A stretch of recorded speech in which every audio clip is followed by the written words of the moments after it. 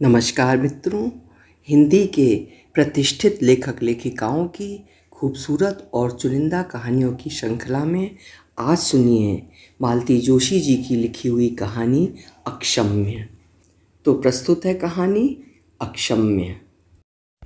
बरामदे में साइकिल टिकाते ही भीतर का शोर उसके कानों के पर्दे फाड़ने लगा। मन तो हुआ कि उल्टे पांव लौट जाए, पर छोटू की करुण रुलाई ने उसके पांव बांध दिए थे। अंदर आकर देखा, बाबूजी छोटू को थामे खड़े हैं और माँ उसे धुलवा रही है। पिता को देखते ही छोटू की रुलाई और बढ़ गई। तौलिए में लपेटकर उसने बच्चे को उठाया तो महसूस किया कि उसकी पतली सूखी टांगें थर थर काँप रही हैं। पानी क्या एकदम ठंडा था अम्मा? उसने सहमे स्वर में पूछा। अब दिन में 20 बार पानी कौन गर्म करेगा, जरा सुनूं तो। बबुआ, अब हम भी 60 के हो चले हैं। भागवान होते तो मचिया पे बैठ के माला जपते होते, पर क्या करें, कर्मों का फेर है जो इस उम्र में तुम्हारे यहाँ नरक उलीच रहे हैं। मैं दवाई ले आऊँ इसकी, श्याम ने कहा और छोटू को लिए लिए ही सड़क पर चला आया। दरअसल इस समय बाहर जाने का जरा भी हौसला नहीं था उसमें। 3 साढ़े 3 मील साइकिल चलाकर लौटता है तो बदन टूटने सा लगता है, और वो घटिया साइकिल तो प्राण ही ले लेती है। घर लौटता है तो इच्छा होती है कि चुपचाप पड़ा रहे, किसी से भी बात ना करे, पर कहाँ हो पाता है ये। अम्मा की चीख पुकार, छोटे का रिरियाना, लड़कियों की धमा चौकड़ी और गीता का खांसना कराहना। कभी कभी सोचता हूँ, जिस उत्साह से घर लौटा करता था वो घर कहाँ खो गया। तब तो घर पहुँचने की ललक में दूरी का पता ही नहीं चलता था। साइकिल और वो खुद दोनों ही मानो हवा के घोड़े पर सवार रहते थे, और अब 4 पैडल के बाद ही दम फूलने लगता है। बंसी की गुमटी के पास से गुजरा तो याद आया, आज उसने चाय भी नहीं पी। अम्मा से ये भी नहीं हुआ कि एक कप चाय पूछ लेती। आते ही रामायण शुरू कर दी। गुमटी की खड़खड़िया बेंच पर बैठते ही अतीत फिर एक बार उसकी स्मृतियों में कौंध गया। सच, तब घर लौटना कितना सुखद लगता था जैसा पूरा दिन उसकी प्रतीक्षा में बीता है, और ये प्रतीक्षा की घड़ियाँ उसके स्वागत की तैयारियों में बीती हैं। धुला पुछा घर, सजे संवरे बच्चे, मुस्कुराती पत्नी, गर्मा गर्म चाय और मीठी मीठी बातें। उसके घर लौटते ही एक रौनक सी हो आती। लगता कि वो कोई बाबू नहीं है, राजा है, राजा। पूजा जिसकी आतुरता से बाट जोहती रहती थी, तब मन कैसा पुलकित हो उठता था। मम्मी पाँच। छोटू कुनमुनाया तो वो वर्तमान में लौटा। सच तो छोटू की मम्मी के पास तो वो भी नहीं गया है अभी। दफ्तर से लौटकर एक बार हालचाल जरूर पूछ लेता है वो। एक रूटीन है, एक कर्तव्य बोध है, बस। नहीं, उसे तो गीता की सूनी उदास आंखों से दहशत सी होने लगी है। छोटू रास्ते में ही सो गया था। उसे अम्मा के पलंग पर लिटाकर वो पत्नी के कमरे में गया। निष्प्राण सी वो बिस्तर पर लेटी थी। उसकी आहट पाते ही उसने आंखें खोल दी। बड़ी बड़ी आंखें जो उसके सूखे चेहरे पर और भी बड़ी लग रही थीं, जिनके इर्द गिर्द बड़े बड़े काले घेरे बन गए थे। कहाँ गया वो रूप लावण्य जिसे देखकर वो रिझा था। तबीयत पूछने को नीचे झुका तो एक बासी गंध नथनों में भर गई। उफ, ये चादर कब से नहीं बदली गई? क्या पता, मरी सी आवाज़ में उसने कहा। जरा उठो तो, श्याम ने कहा, और फिर खुद ही उसे धीरे से उठाकर एक मूढ़े पर बिठा दिया। पूरा बिस्तर झटकार कर नए सिरे से बिछाया। ओढ़ने बिछाने की चादर और तकिए का गिलाफ निकाल फेंका। फिर उसने बड़ी पेटी खोलकर चादरों का एक जोड़ा निकाला। बिंदु के हाथ की कढ़ी चादरों में से अब यहाँ 2-4 बच गई हैं। अपना एकांतवास उसने सुई धागे के सहारे ही काटा था। कमाल का जादू था उन उंगलियों में। गीता देखती तो ठगी से रह जाती थी। कहती, इन्हें सहेज कर रखेंगे जी, मैं तो एकदम फुअड़ हूँ, कालिंदी के दहेज में यही काम आएंगी। तभी खटर पटर सुनकर अम्मा दौड़ी आईं। यहाँ ये क्या हो रहा है? बिस्तर ठीक कर रहा हूँ, उसने रूखेपन से उत्तर दिया। सो तो दिख ही रहा है कि रानी जी की सेवा हो रही है। कलयुग में यही तो सब होगा, पर मैं पूछती हूँ, इस नई चादर का सत्यानाश क्यों कर रहा है? चादर है तो बिछाने के ही काम तो आएगी। ठीक है, तुम्हारी मर्जी, पर ये जो ढेर लगा रखा है इसे कौन धोएगा? धोबी के यहाँ डाल आऊँगा, तुम्हें परेशान होने की ज़रूरत नहीं। धोबी मुफ्त में ही तो धोएगा जैसे। ओफो माँ, बिना मतलब किटकिट मत करो, जब से आया हूँ सुन रहा हूँ, मेरे तो कान पक गए हैं। आग में जैसे घी पड़ गया। अम्मा ने वो चीख पुकार शुरू की कि उस हो हल्ले से छोटू जाग गया। अब अम्मा के गर्जन तर्जन में उसका रुदन भी शामिल हो गया। श्याम जानबूझकर अनसुना कर गया। उधर आंगन में रखी पत्थर के कोयले की सिगड़ी चेत गई थी। रोते छोटू को उठाते हुए अम्मा ने हाँक लगाई, कल्लो कहाँ मर गई? ये भी नहीं होता कि 2 घड़ी भाई को ही उठा लें। अभी पेट में आग पड़ेगी तो सबकी सब दौड़ी आएंगी, तब क्या परोसूंगी अपना सिर? कल्लो उर्फ कालिंदी सहमी सी घर में दाखिल हुई। उसके पीछे घिसटती सी दोनों बहनें थीं, कावेरी और कामिनी। बिखरे बाल, मुचड़े फ्रॉक, स्याही सने हाथ। जापानी गुड़िया सी लगने वाली इन लड़कियों का ये क्या हाल हो गया? कालिंदी 10 बरस की उम्र में ही पुरखिन सी लगने लगी है। कहाँ थी तुम लोग? रिंकी दीदी के यहाँ, सवाल समझ रहे थे। ये हुलिया लेकर राय साहब क्या गई थी तुम लोग? वो चीखा तो कालिंदी का चेहरा सफ़ेद पड़ गया। छमाही परीक्षा में फेल होने पर अभी परसों ही तो उसे मार पड़ी है। सिसकी की आवाज़ सुनकर उसने चौंक कर देखा। दोनों हाथों में चेहरा छिपाए गीता रो रही थी। रुलाई की आवेग से उसकी पूरी देह हिल रही थी। अब तुम्हें क्या हुआ? उसने खींच कर पूछा। मरती भी तो नहीं है ये लड़की। पढ़ने बैठती है तो अम्मा की डांट खाती है, फेल होती है तो तुमसे मार खाती है, स्कूल में रोज़ सज़ा मिलती है, सो अलग। जरा सी जान कितना सहेगी आखिर? सारा रोष, सारा उफान पल भर में बिला गया। उसे स्वयं ग्लानि हो आई। बर्फ़ की सिल्ली बना वो बैठा रह गया। सुनो, क्या है? अम्मा कहाँ हैं? पड़ोस में। ननद भौजाई संग्राम में रेफरी बनकर गई हैं। 2 रोटी खाकर उठाया हूँ, कब तक रहा देखता। दफ्तर को तो वैसे ही रोज़ देर हो जाती है। पर गीता ने ना तो उसके भूखे उठ जाने पर दुख प्रकट किया, ना दफ्तर लेट हो जाने पर चिंता ही प्रकट की। उल्टे अनुरोध किया, 5 मिनट मेरे पास बैठ सकते हो? उसके स्वर के अनुनय को वो टाल नहीं सका। सहमा सा उसके पास आकर बैठ गया। जानता था अम्मा देख लेंगी तो आसमान सर पर उठा लेंगी। वे बेटे को बहू की छाया से भी बचाए रखती हैं, बीमारी से डरती हैं। इसलिए दोनों पति पत्नी बात करने को भी तरस गए थे। 24 घंटे अम्मा की चौकीदारी चलती थी। क्या कह रही थी? जल्दी कहो, देर हो रही है। तुम किसी तरह जाकर दीदी से माफ़ी मांग सकते हो। दीदी मतलब बिंदु दीदी। बड़ी मुश्किल से वो नाम ले पाई। वो भीतर तक राख हो आया। गीता अपनी रौ में कहे जा रही थी, बस एक बार जाकर माफ़ी मांग लो। चलने लायक होती तो मैं भी साथ हो लेती, उनके पांव पकड़ लेती, कहती दीदी कसूर मेरा है, उसका दंड मेरे अबोध बच्चों को मत दो। तुम क्यों माफ़ी मांगोगी? क्या किया है तुमने? अनजाने ही सही, उनका हक तो छीना है। जरूर उनकी आत्मा मुझे श्राप रही है। श्याम ने नज़र भरकर पत्नी को देखा। सचमुच वो किसी शापित देवकन्या सी लग रही थी, उदास, हताश, विवर्ण। कितनी उमंग के साथ ब्याह कर आई थी। तब लगता था जिंदगी में चारों ओर फूल ही फूल बिखरे हैं। पर फिर 3-4 साल तक कोई बाल बच्चा नहीं हुआ तो लगा कि फूल कुम्हलाने से लगे हैं। फिर कालिंदी का जन्म हुआ। जीवन एक बार फिर रंगीन लग उठा। पर एक के बाद एक 3 लड़कियां हो गईं तो दोनों बुझ से गए। चौथी बार 9 महीने बड़ी दुश्चिंता में कटे थे। शायद वही तनाव गीता को भीतर ही भीतर खोखला कर गया। अब की बार लड़का तो हुआ, पर वो खटिया से लग गई। ना बीमारी पकड़ में आती है, ना दवा लगती है। लड़का भी दिन पर दिन सूखता जा रहा है। अम्मा जब तब बिंदु को कोसती रहती हैं और बेचारियां तो मर जाती हैं तब पकड़ती हैं, पर ये कुलच्छनी तो जीते जी चुड़ैल बन गई। तुम भी अम्मा की बातों में आ जाती हो। वो सूखी हंसी हंसकर बोला, वो तो सठिया गई हैं। उनका दोष नहीं जी, थक जाती हैं बेचारी।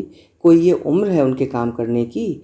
रसोई पानी और 4 बच्चों की साथ संभाल कोई हंसी खेल है? दोनों वक्त खाना दे रही हैं, यही बहुत है। पर बच्चे अनाथों के से घूमते रहते हैं तो बड़ा मन कचोटता है। इन लोगों के कारण तो मैं शांति से मर भी नहीं पाऊंगी। अम्मा लौट आई थीं। वो एकदम से उठ खड़ा हुआ। दीदी से मेरे प्राणों की भीख मांग लेना, नहीं तो मेरे बच्चे अनाथ हो जाएंगे, गीता ने कहा और होंठ भींच लिए। सारा दिन उसकी आंखों में गीता का व्यथा से डूबा चेहरा घूमता रहा, कानों में उसका करुण स्वर बजता रहा, दीदी से मेरे प्राणों की भीख मांग लेना, नहीं तो मेरे बच्चे अनाथ हो जाएंगे। उसकी क्षमा याचना से अगर गीता को जीवन दान मिल सकता है तो वो ये भी कर लेगा, पर किस किस अन्याय के लिए क्षमा मांगेगा। बिंदु भी कभी सप्तपदी चलकर उसके घर में आई थी, पर उसे कौन सा सुख दिया उसने, या कौन सा दुख है जो नहीं दिया। सेकेंड ईयर में पढ़ रहा था तभी शादी हो गई थी। सपने देखने की उम्र थी वो, पर पहली भेंट में पत्नी को देखा और सारे सपने चूर चूर हो गए। अम्मा पर बुरी तरह बिगड़ा था वो। अम्मा भी कहाँ खुश थीं। वो साथ में ढंग का साज सामान नहीं लाई थी। बाबूजी अलग नाराज थे। बारात का स्वागत सत्कार ठीक से नहीं हो पाया था। इसी अप्रिय वातावरण में दाम्पत्य का शुभारंभ हुआ। पत्नी के प्रति अपनी वितृष्णा को छिपाने की श्याम ने जरा भी कोशिश नहीं की। बिंदु ने भी भाग्य के लेख को चुपचाप स्वीकार कर लिया। पति के पैरों पड़कर उसने घर के किसी कोने में पड़े रहने की अनुज्ञा मांग ली। बस जो उसका अधिकार था उसे उपकार मान लिया। पढ़ाई के लिए उन दिनों वो शहर में रहता था। 8वें दिन घर आता था। घर में पांव रखते ही अम्मा बहू की गाथा लेकर बैठ जाती। रात कमरे में पहुंचता तब तक मन कितना विषाक्त हो जाता। सोचता रूप ना सही, औरत के पास गुण तो हो, काम करने का सलीका तो हो, बातचीत की तमीज़ तो हो। सारी रात कलह में ही कट जाती। सोमवार को शहर लौटता तो उसका मन तिरस्कार में आकंठ डूबा होता। पास पड़ोस की महिलाएं ये नाटक देखती और बहू पर तरस खाती। पता नहीं कैसे उसने सबकी सहानुभूति बटोर ली थी। नाते रिश्ते की भाभियाँ जब भी मौका पाती उसे समझाने लगती, देखो लाला, तुम्हारी अम्मा सी खूबसूरत ना सही, पर बहू इतनी भी गई गुजरी नहीं है। पर कोई उसे ढंग से पहनने ओढ़ने तो दे। काम में भी इतनी सुघड़ है कि सारा दिन खटती रहती है। बस इतवार को ही अम्मा उसे चूल्हे चौके के पास फटकने नहीं देती। वो सुनता और चुप लगा जाता। उन लोगों से कैसे कहता कि शिकायतें तो बहाना भर हैं। वो तो किसी तरह अपना आक्रोश उतारना चाहता है। अपने सपनों के बिखर जाने का एहसास उसे बार बार गुस्से से भर जाता था। अब कभी कभी सोचता है, लोग क्या अनचाही बीवी के साथ गृहस्थी नहीं चलाते, पर उसके लिए ज़रूरी है घर वालों की संवेदना और सहयोग। लेकिन यहाँ तो हर कोई उनके बीच की खाई को पाटने के बजाय चौड़ी करने पर ही तुला हुआ था। बाबूजी तो खैर हमेशा मिट्टी के माधो रहे हैं, पर अम्मा ने तो कोई कसर नहीं छोड़ी थी। उस रोज़ भी घर में पाँव रखते ही अम्मा शुरू हो गई थी, पर इस बार जो सुनाया था वो बहुत भयंकर था। एक तरह से बहू का कच्चा चिट्ठा खोल कर रख दिया था उसके सामने। अम्मा को विश्वास हो गया था कि रज्जू हलवाई के साथ बहू का चक्कर चल रहा है, नहीं तो पति की ऐसी अनचाही होकर भी कौन सी लड़की ससुराल में पड़ी रहेगी। पत्नी समझकर कभी प्यार नहीं किया था श्याम ने, पर पति के अधिकार को वो भूल नहीं सका। एकदम शुरू हो गया। हर अन्याय को चुपचाप सह जाने वाली बिंदु इस बार बिफर उठी। बोली, देखो, घर से निकालना हो तो साफ साफ कह दो, लेकिन इस तरह का लांछन लेकर मैं नहीं जाऊंगी। उसकी वो दबंग आवाज़, वो आक्रोश देखकर वो और भी तैश में आ गया। तब बिंदु ने वो भयानक बात कही थी, जानती हूँ तुम्हारी माँ ने अपना अनाचार ढकने के लिए मुझ पर यह तोहमत लगाई है। मेरे यहाँ रहने से उनकी आज़ादी में खलल पड़ता है ना। फिर तो वो अपने आपे में ही नहीं रहा था। जिंदगी में बाबूजी ने दिलेरी का एक ही काम किया, अधमरी बिंदु को गाड़ी में डालकर पास के कस्बे में उसके पिता के यहाँ छोड़ आए थे। बोले, वे लोग 10 जूते भी मारेंगे तो सह लूँगा, मैंने पाप ही ऐसा किया है। वो पराई लड़की मेरे घर में दुख पाती रही और मैं चुपचाप देखता रहा। ठीक ही कहती है गीता, बिंदु की आत्मा सचमुच मुझे शाप देगी। बिंदु के जाने के बाद ही ये एहसास हुआ कि पड़ोस के गणेशी चाचा का घर में जब तब चला आना उतना सहज नहीं है। तब से अम्मा से जैसे नफरत सी हो गई है। बाबूजी से तो और भी ज़्यादा। क्यों वो चुपचाप ये अनाचार सहते रहे। तभी हिम्मत जुटा पाता तो शायद माफ़ी मांगकर उसे घर लौटाया जा सकता था, पर यह सोचता ही रह गया और उन लोगों ने मुकदमा दायर कर दिया। कचहरी के वकीलों के चक्कर लगा लगा कर जब वो बिल्कुल खोखला हो गया तब कहीं जाकर तलाक मिला। कोर्ट से तो बिंदु को मासिक भत्ता देने का भी आदेश हुआ था, पर बिंदु ने ही उन पैसों को लेने से इनकार कर दिया और उसने राहत की सांस ली। इतनी सी तनख्वाह में क्या तो उसे देता और क्या खाता। उसके बाद वासंती बयार सी गीता उसके जीवन में आई। उसके जादुई अस्तित्व से वर्तमान इतना सुंदर, इतना मुखर हो उठा कि पिछला कुछ भी याद नहीं रहा। वो हर बार सोचता, घर को स्वर्ग कैसे बनाया जाता है, वो इस नन्ही सी लड़की से आकर सीखे। लेकिन उसका ये स्वर्ग धीरे धीरे नर्क में बदलता जा रहा है।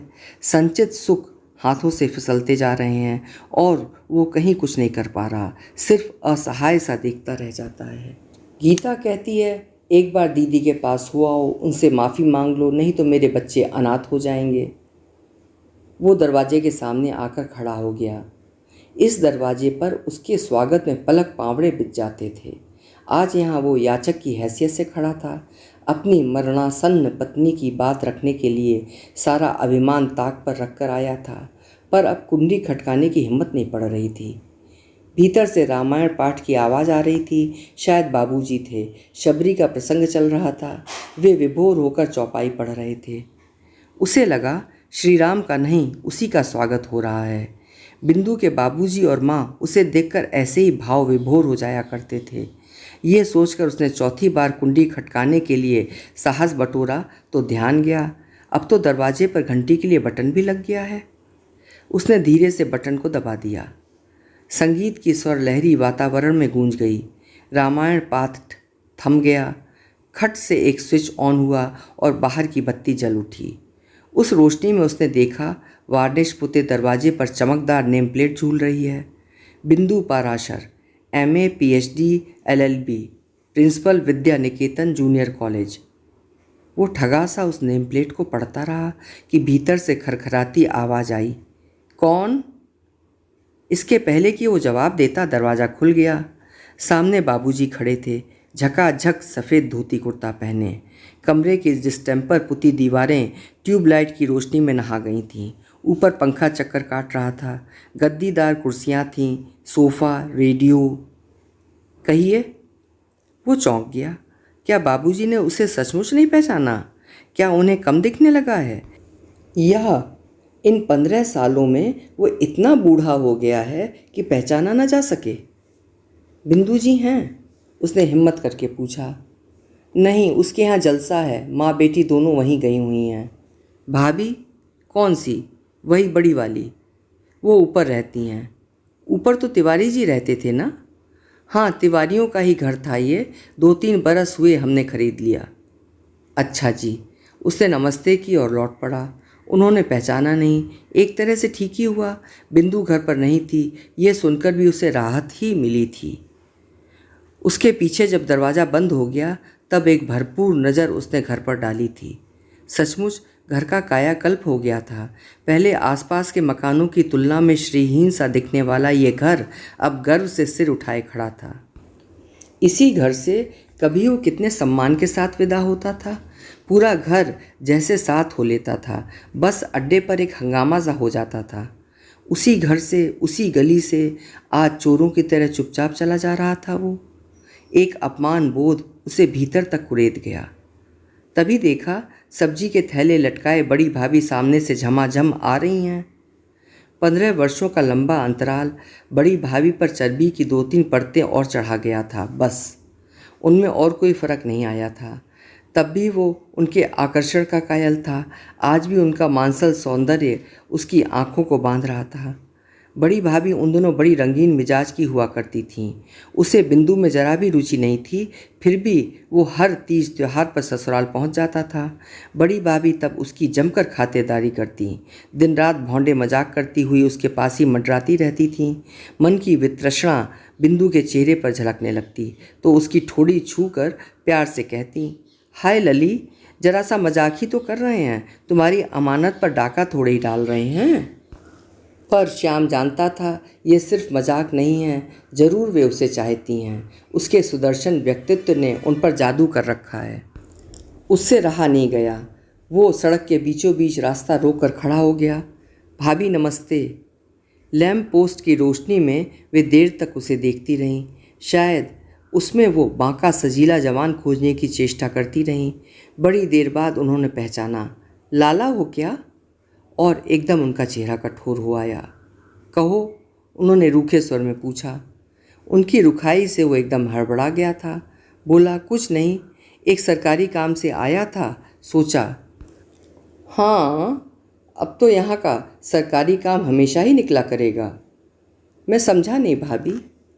अरे लाला, इतने भोले तो तुम नहीं हो। सुन लिया होगा कि हम लोग अब जायदाद वाले हो गए हैं, पर इतना कानून तो हम भी जानते हैं भैया, तलाक के बाद अब तुम्हारा कोई हक नहीं बनता। आप गलत समझ रही हैं भाभी। अरे तुम्हें तो हम खूब समझे हुए हैं लाला, भाभी तमक कर बोली। हमें सब मालूम है। बहुरिया टीबी में गली जा रही है, इलाज के लिए मकान तक गिरवी रखना पड़ा है तुम्हें, सब मालूम है। तभी ना यहाँ की याद आई है। जानते हो ना कि बिंदु 1500 रुपये महीना कमा रही है। सोचा होगा मांगते ही नोटों की बरसात कर देगी, पर इस धोखे में मत रहना, कहे देती हूँ।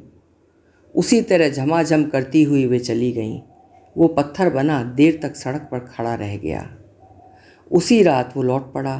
कह देगा गीता से कि बिंदु की कमाई पर गुलछर्रे उड़ाने वालों ने बिंदु से मिलने नहीं दिया, और अगर मिल भी लेता तो क्या होता। अपमान सहने के लिए वो मानसिक रूप से तैयार होकर आया था। पर बिंदु भी अगर भाभी की तरह सोच लेती तो कैसे विश्वास दिलाता कि वो सिर्फ क्षमा मांगने आया है। कैसे कहता कि अभिशाप से मुक्ति के अलावा उसे और कुछ भी नहीं चाहिए। अभी आप सुन रहे थे मालती जोशी जी की लिखी हुई एक हृदय स्पर्शी कहानी अक्षम्य। आशा करती हूँ कहानी आपको भी पसंद आई होगी। अगर आपको कहानी पसंद आई है तो प्लीज़ चैनल ज़रूर सब्सक्राइब करिएगा। मैं आपको इसी तरह अच्छी सुरुचिपूर्ण कहानियाँ सुनाती रहूँगी। फिर मिलेंगे। आपका समय शुभ हो, सुंदर हो।